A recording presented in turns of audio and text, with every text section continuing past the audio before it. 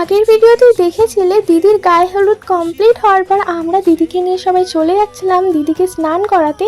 আর এই হলো আমরা 4 ভাই বোন, আমরা সবাই মিলে চলে এলাম ওই ঘাটে যেখানে দিদিকে স্নান করানো হবে। আর ফাইনালি দিদি আস্তে আস্তে ঘাটের সামনে এলো, আর এখানে এসে একটু রেডি হয়ে যাচ্ছিল জলে নামার জন্য। তারপরে দিদি আস্তে আস্তে জলে নেমে পড়লো, আর তারপরেই সবাই মিলে স্নান করে নিল। এখানে দিদি আর দিদির নিতকনে আর ছিল দিদির কাকিমা। এদিকে তো দিদি স্নান করছিল আর ওদিকের ঘাটেও হচ্ছিল আর একটা বিয়ের স্নান। যাই হোক, দেখে বেশ ভালোই লাগলো। তারপরে এখানে স্নান কমপ্লিট হওয়ার পর এখানে আর একটু রিচুয়াল চালু হয়ে গেল। এখানে আমার পিসা ওদের একটু বরণ করে নিচ্ছিল। আর ফাইনালি রিচুয়াল কমপ্লিট হওয়ার পর আমরা আবার হাঁটা দিলাম বাড়ি যাওয়ার জন্য।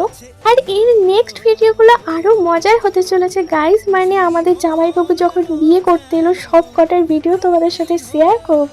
তারপর আমরা দুপুরে লাঞ্চ করতে বসে গেলাম। আজকের মতন এই পর্যন্তই।